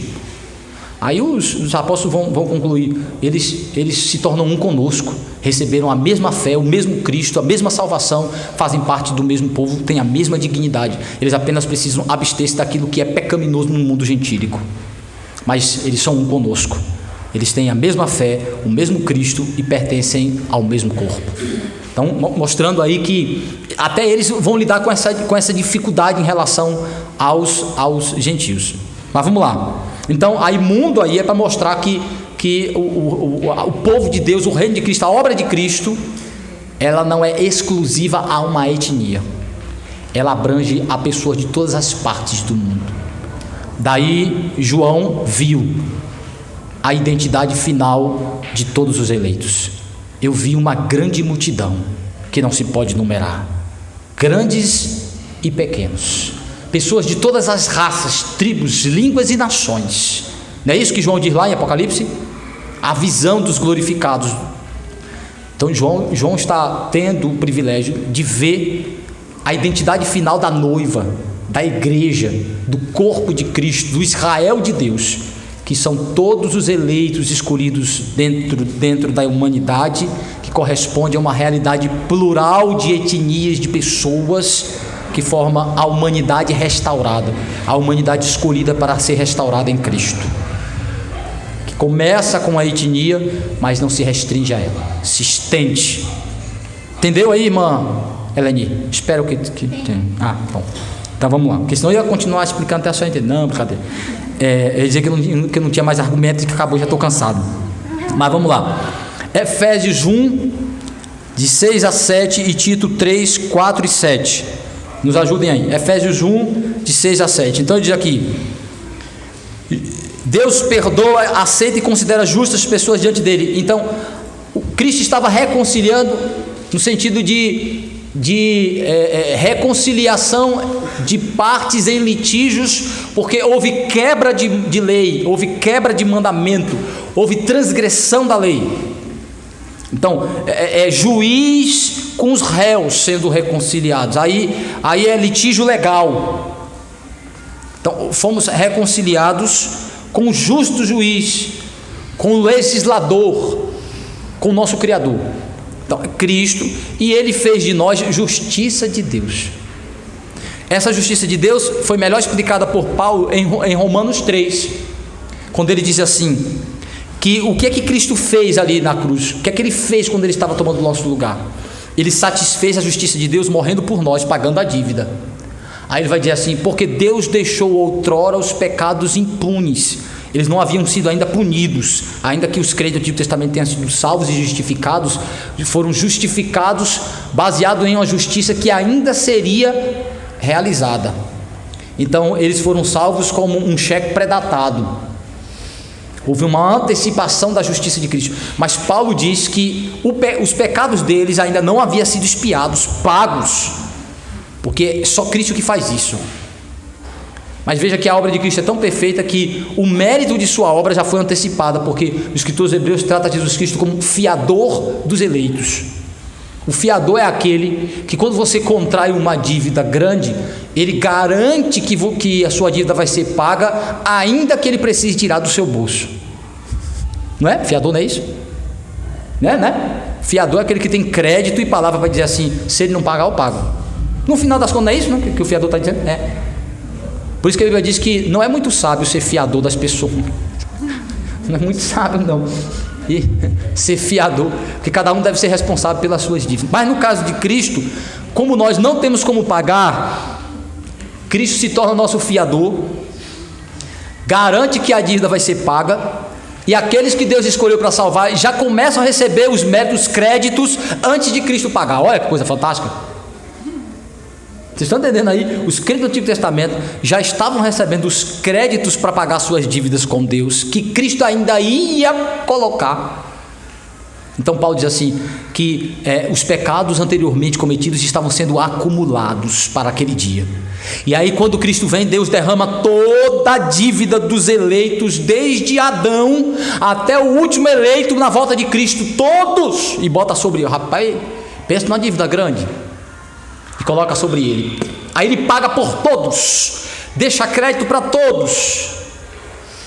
Aí veja como é que Paulo diz, mas Deus não pode anistiar. Então Cristo é a justiça, então Cristo paga, e aí Deus pega este mérito, esta bênção, e dá para nós de graça. Então ele diz assim, para ser justo e justificador do que crê. Ele justifica o que crê de maneira graciosa, mas baseado em satisfação plena de sua lei, porque a dívida foi paga. Então, quando Deus salva pecadores, Ele não está sendo injusto anistiando devedores, mas providenciando pagamento substituto para esses devedores, porque senão Deus não seria justo. Deus não bota ninguém no céu porque passou a mão na cabeça, anistiou e disse, eu escolhi você vai para o céu porque eu quero. Aí não seria justo. Para ser justo e justificador. Por isso que em Cristo nos tornamos justiça de Deus. Você não está lá no céu devendo. Você está lá mesmo por direito conquistado, dívida paga e justiça conquistada. Por quem? Por seu substituto, por seu fiador, pelo seu mediador, Cristo. É seu. Ele conquistou, trabalhou, recebeu o salário. Daí Isaías descreveu a obra de Cristo como um trabalho penoso, mas quando ele viu o fruto do seu penoso trabalho, que é trabalho, ele está satisfazendo a justiça de Deus, ele está cumprindo, ele está trabalhando, produzindo mesmo a satisfação da justiça de Deus, pagando a dívida e conquistando justiça. Quando ele viu o fruto do seu penoso trabalho, ele se alegrou. Então, é trabalho, mas um trabalho feito por Cristo. Então aqui por isso se diz, fomos feitos justiça de Deus. Então quando Deus reconcilia pecadores consigo, Ele está sendo satisfeito em sua justiça. Por isso que fora de Cristo não há salvação. Por isso que obras misturadas com Cristo não serve. Ou é Cristo todo, ou é todo sem Cristo. Não tem um pouquinho de Jesus, mas uma misturadinha de alguma coisa, não tem. Ou Jesus é seu fiador e seu mediador e sua justiça plena, ou você vai ser tratado como alguém sem mediador, sem juiz, sem advogado. Então você vai resolver seu problema com Deus sozinho. Só que aí você vai ser pesado, testado e vai ser achado em falta. E quando você for achado em falta, você vai receber a justa justiça, o juízo justo de Deus. Apartai-vos de mim, maldito, para o fogo eterno preparado para o diabo e seus anjos. Aparte de mim, não há justiça, não há bondade, não há obediência, não há retidão em você. Eu não posso ter comunhão com você, eu sou justo. Você merece condenação e é o que eu vou lhe dar. Sem misericórdia, sem compaixão. Justiça. Então, no final das contas, tudo se resume à justiça. Tem que haver justiça. Então, salvação sem justiça compromete a natureza de Deus. Ah, pastor, salvação é por graça e misericórdia. Chega para mim por graça e misericórdia. Mas foi conquistada por justiça. Por alguém que tinha mérito, que trabalhou e conquistou a minha salvação. Por isso que estar fora de Cristo ou comprometer a base judicial da salvação, não entender ou rejeitar a doutrina da justificação pela fé somente em Cristo, é comprometer a salvação. Total. Tá? Quando você tira Cristo, ou não reconhece a suficiência de Cristo, você tem que colocar alguma coisa. Você tem que substituir, você tem que colocar alguma coisa, você tem que colocar um calço, alguma coisa aí. Diminuiu a medida de Cristo e ficou pendendo para o lado, tem que botar um calço, alguma coisa. Tem que... Ou Cristo é todo o suficiente, ou ele não é nada. Não pode ser um pouquinho. Então, por isso que a doutrina da justificação pela fé, Lutero disse, é o distintivo pelo qual a igreja fica de pé ou cai. Ou a igreja de Cristo está sustentada pela obra suficiente de Cristo, ou ela está na decadência de confiar em outras fontes que não seja apenas Jesus Cristo. Por isso que alguém disse assim, algumas igrejas estão como disse Maria Madalena, levaram o meu Senhor e eu não sei onde colocaram ele. Jesus está em todo canto, menos na igreja, menos na pregação, menos na oração, menos na fé, na confiança, na vida espiritual, na santificação, fazem tudo, menos confiar em Cristo, na suficiência de sua obra. A pregação, eu preciso de colocar alguma coisa, eu preciso falar de alguma coisa que atrai as pessoas, não falar desse negócio, pastor, justificação. Eu fui convidado, eu estava de férias, o povo já gosta de me convidar para pregar em férias. Eu estava de férias quando era seminarista, no sertão de Pernambuco. Quem não conhece deveria conhecer a cidade chamada Garanhuns, linda cidade das flores, chamada Holanda Nordestina, uma linda cidade, inclusive a Suíça, me perdoem, a Holanda é Olambra em São Paulo, que é chamada de Holanda, até o nome Olambra é em referência à Holanda, mas lá é chamado de Suíça, porque apesar, além das flores, não sei muito também, mas tem flores, mas é por causa do clima, no meio do ano, que dá um friozinho. Eu peguei ali 13 graus, mas eu não aguento não, 13 graus é nada, né? É nada, mas meu irmão, não tem tecido de pouso, mago, couro, só osso e o couro, acostumado com calor de 300 graus, aí eu vou para um lugar onde esfria para 13, em São Paulo quase eu morro, porque quando eu virava para um lado já estava gelado, aí eu não podia sair, eu tinha que ficar assim, Para quem já tem experiência com frio, o negócio é terrível. Meu irmão, e você fica assim, o edredom debaixo de você. Se você tirar aquilo ali, vira uma pedra de gelo. Você diz, não, sai daqui, inferno. Não, inferno é quente. Aí, você não aguenta. Aí lá, fui convidado para pregar na primeira igreja presbiteriana. A primeira igreja presbiteriana, a igreja histórica de Garanhuns. Ela fica num ponto da rua, do outro lado fica a igreja católica. Bem de frente, uma para a outra. Aí eu preguei nessa igreja e seminarista, empolgado, porque eu estava aprendendo a doutrina da justificação pela fé, todo empolgado, e disse, vou pregar sobre justificação pela fé. Aí eu peguei o texto de Romanos 3, preguei sobre justificação pela fé, Aí quando terminou, o pastor disse, um negócio assim, muito doutrinário, né, muito teológico, assim. Acho que o povo não entendeu muito, né, porque a doutrina assim, foi muita doutrina, né, tinha que falar coisa mais prática. Eu disse, rapaz, é mesmo. Rapaz, eu fiquei decepcionado demais. Eu pensei que eu estava abafando, pregando a essência da doutrina cristã, a base de tudo. Aí eu fiquei triste. Depois eu fui para a igreja em Aracaju, também de férias. Os colegas já gostavam de me botar para pregar de férias. Eu fui para Aracaju, não. Eu fui para Estância, em Sergipe. Lá preguei o mesmo sermão. Aí lá foi pior. Porque o pastor era pentecostal, arminiano, tudo menos presbiteriano. Inclusive ele não está mais na igreja presbiteriana. Graças a Deus, pelo menos foi coerente, caiu fora. Aí eu preguei, terminei. Aí a escola dominical ele estava aprendendo Rick Warren, Uma Vida com Propósito. Tinha tudo menos. Aí na quinta-feira eu fui visitar a igreja, tinha unção com óleo, quebra de maldição. Aí eu disse, que é presbiteriana mesmo? Aí, tudo isso. Aí eu fui pregar justificação pela fé. Meu amigo, o pastor disse, olha, faça isso não. Eu já deixei de pregar essas coisas aqui já faz tempo. Eu disse, agora entendi. Não, mas você tem que falar das bênçãos de Deus, do amor de Deus, de como Deus ama o seu povo. Mas essas coisas aí, isso aí já era, isso não tem mais valor não. Meu irmão, eu fiquei pensando assim. Aí como o seminarista novo, eu fiquei, meu Deus do céu, como é que pode, né? A doutrina da justificação pela fé ser um negócio obsoleto, não tem mais valor. Como é que você fala de amor de Deus sem falar de sua justiça? Fala do seu amor que salva pecadores. Como é que ele faz isso? Como é que ele continua sendo justo? Como é que ele ama pecadores sem tratar esses pecadores conforme sua justiça?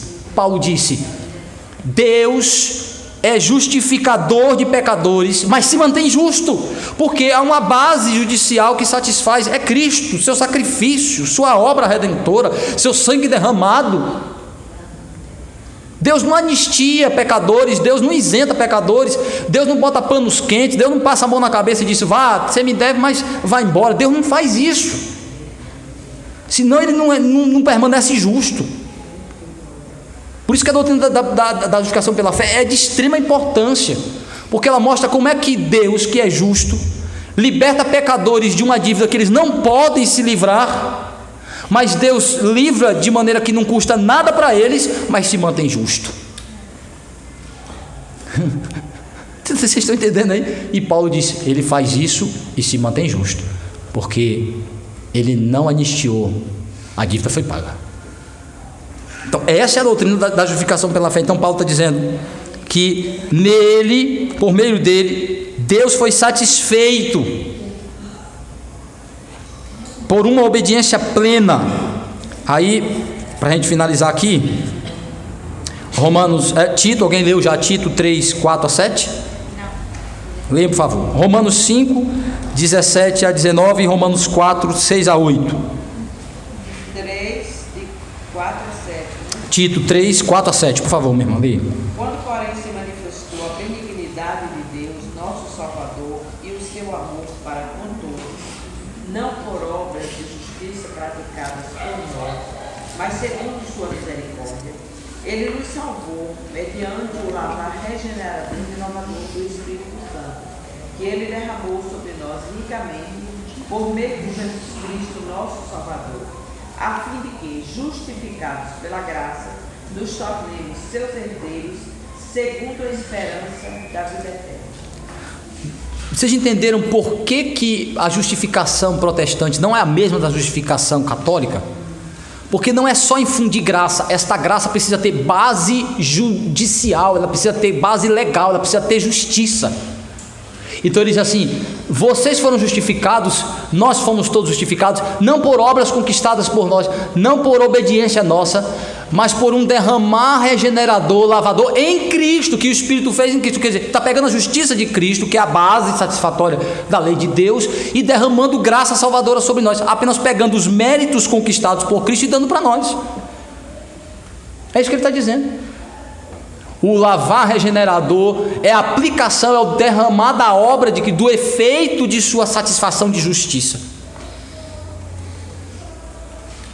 Então ele diz assim: não foi pelo que fizemos, mas pelo que foi feito por nós.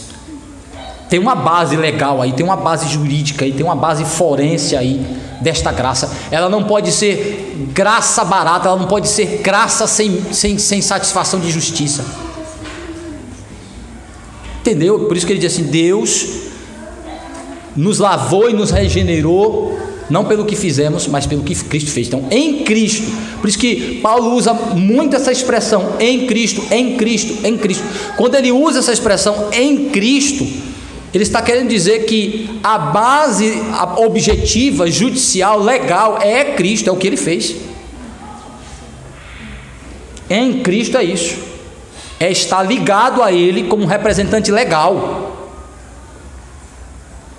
Aí, por isso que orar em nome de Jesus não é simplesmente usar uma fórmula mágica, não é superstição, não é só uma questão de poder, não, meus irmãos, é de exercício de fé, mostrando que eu confio na suficiência e mediação da obra de Cristo.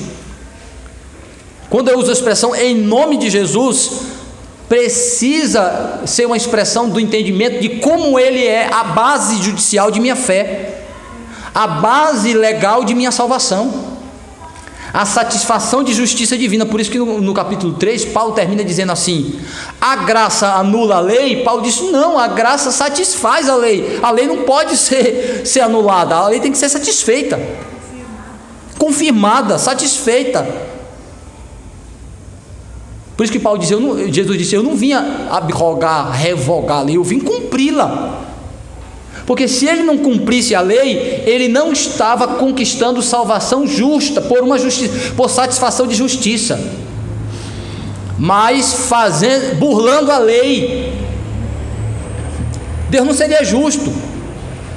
Deus salvaria pecadores burlando a lei, fazendo um arrumadinho, privilégio, fazendo malabarismo jurídico, encontrando brecha na lei para absorver a gente. Deus não fez isso.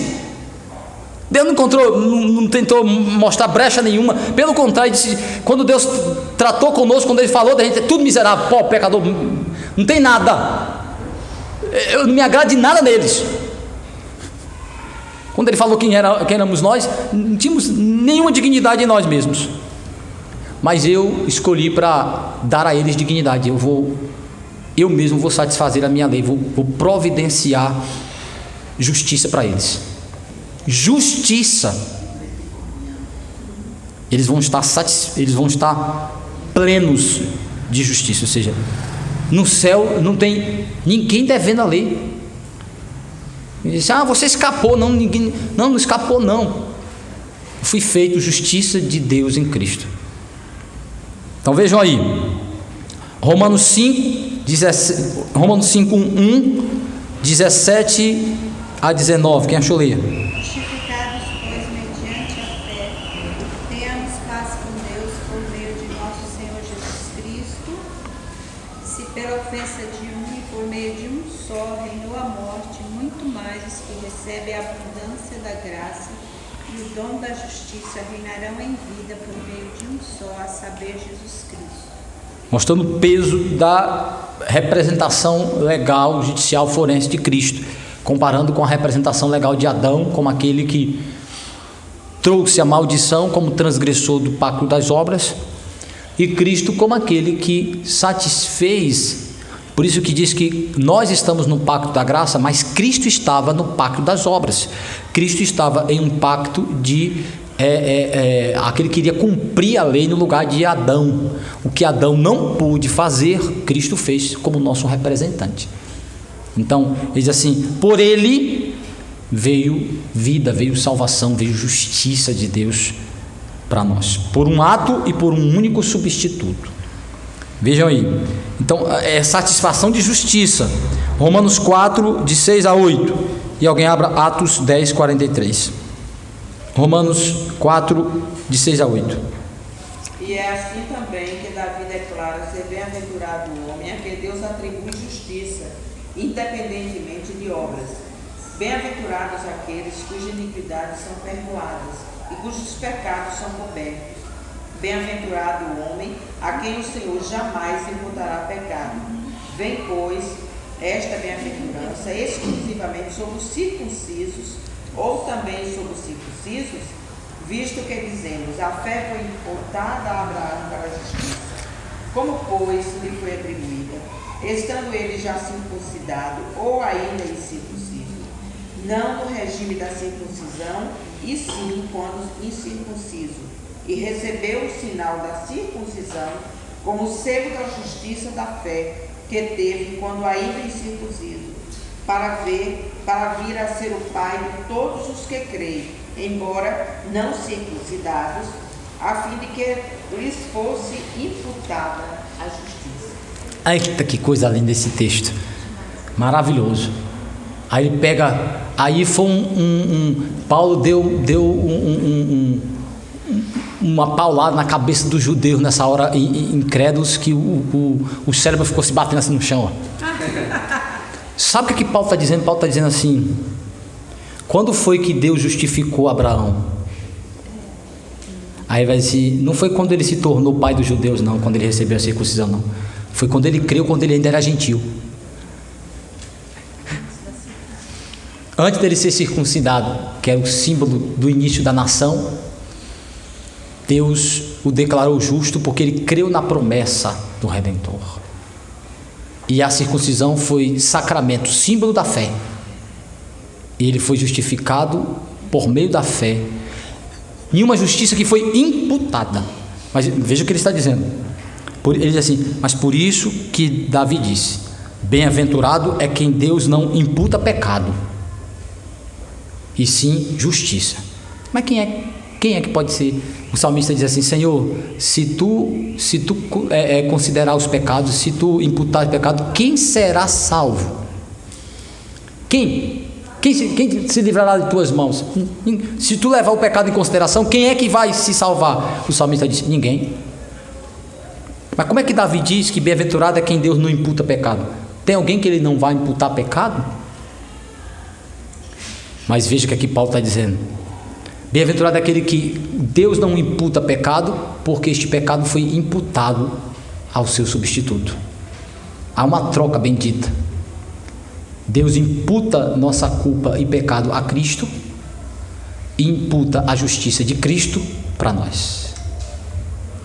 A culpa e o pecado sai de nossa conta, vai para a conta de Cristo, e a justiça de Cristo sai adquirida da conta dele e vem para nós. Daí a ideia de imputar. Isso é graça com justiça. É graça com justiça. Graça com justiça satisfeita. Por isso que ele diz, bem-aventurado, aí agora já é benevolência, agora Deus já está tendo compaixão. Abençoado é aquele que Deus não imputa mais pecado sobre ele. Por que Deus não vai mais imputar pecado sobre ele? Porque Romanos capítulo 8, versículo 1, Paulo diz assim, quem está em Cristo, não é isso que começa não. Portanto, nenhuma condenação há para os que estão em Cristo Jesus. Não pode mais imputar. Sabe por que Deus não pode imputar mais pecado sobre o justificado? Porque Deus não é injusto. Porque Deus não pode cobrar dívida duas vezes. O texto também fala que a fé foi imputada a Abraão para a justiça. Para a justiça. A fé foi imputada, colocada para a justiça. Então ele recebeu a fé para receber a antecipação da justiça do mediador.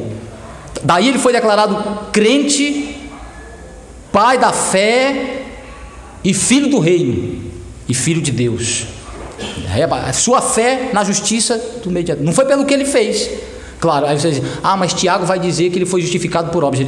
Tiago está falando de uma outra perspectiva, das obras que manifestam a nossa fé. Tiago está falando da santificação, da parte da justiça que a gente vê. que é a nossa fé em exercício, em atividade. Paulo está falando daquilo que acontece no plano totalmente etéreo da relação com Deus, totalmente abstrato e invisível para nós. No plano divino, no aspecto metafísico da questão, ou seja, no que está na relação com Deus, no âmbito espiritual e da relação judicial com Deus. Então, nesse aspecto, Paulo diz assim: a justiça foi imputada, porque primeiro o pecado foi imputado a Cristo, e a justiça de Cristo imputada a nós. Daí, a justiça de Cristo imputada ao crente, ele não pode mais ser cobrado ou condenado. Por quê? Porque Deus não cobra a dívida duas vezes. Está pago. A dívida está paga. Totalmente paga. Por isso que a gente não pode ir para o inferno. O crente não pode ser condenado nem rejeitado da presença de Deus. Porque Cristo pagou. A dívida está paga. Toda. E Deus nos trata então como justos. Daí justificação. Nos declara judicialmente justos. Se relaciona conosco como quem não deve a lei. Aí o que é nossos pecados? Nossos pecados é transgressão da lei, mas ela não tem mais força para adquirir uma dívida eterna com a lei. Ela traz consequências de valor não eterno e não condenatórios. Apenas relacionais. Apenas relacionais. E que isso também é tratado na graça que continua sendo derramada em nossos corações. Atos 10, 43, agora eu termino mesmo. Dele somos profetas no testemunho de que, por meio de seu nome, todo aquele que nele crê recebe remissão de pecados. Então, em Romanos 5 diz que somos justificados pela fé. Então, o meio da justiça chegar até nós, ela foi conquistada por Cristo no seu ato de substituição. Mas a maneira da declaração chegar como efeito sobre nós, da imputação da justiça, é pela fé. Ao crer, somos então beneficiados com a justificação. Ou seja, aí acontece o quê? Reconciliação. Não temos mais litígio e dívida legal com Deus. O status de relacionamento legal muda na hora. Esse é o ponto. Por isso que eu posso me achegar e falar com Ele. Por isso que eu posso orar. Por isso que eu posso falar com Deus e me achegar a Ele como um filho que pede coisas. Porque eu estou em uma relação judicial com Deus de reconciliado. Não sou inimigo, não sou devedor. Mas é tudo por meio de Cristo. E sem ousadia. Eu exijo, eu não exijo nada. Eu peço, eu suplico, eu deixo de ousadia. O único que tem algum mérito para exigir alguma coisa é Jesus. E mesmo assim, quando ele orou, ele fez com todo respeito ao Pai e pedindo. Quem somos nós, que tudo que temos foi recebido? Paulo diz assim: por que vocês se comportam desse jeito? Se tudo que tens receberam, mas se comportam como se não tivessem recebido nada. Se até o arrependimento é dádiva de Deus, por que vocês se comportam como se vocês não tivessem recebido? Deixe arrogância, deixe soberba. Eu determino, Jesus conquistou para mim, eu tenho que ser cabeça e não cauda. Menino, deixe de ser besta. Tu não era nem do corpo, está querendo agora não ser cauda. Eu exijo em nome de Jesus. Exige nada. Você pede, suplica, sabendo que você faz isso não agora como um mero pedinte, mas como um filho que o Pai cuida. Isso aí. E que eu tenho um acesso, mas o acesso não pode fazer de mim desrespeitoso e arrogante. O mérito não é meu, o mérito é de Cristo. Use bem o mérito de Cristo. Que Ele, pois, nos abençoe. Amém.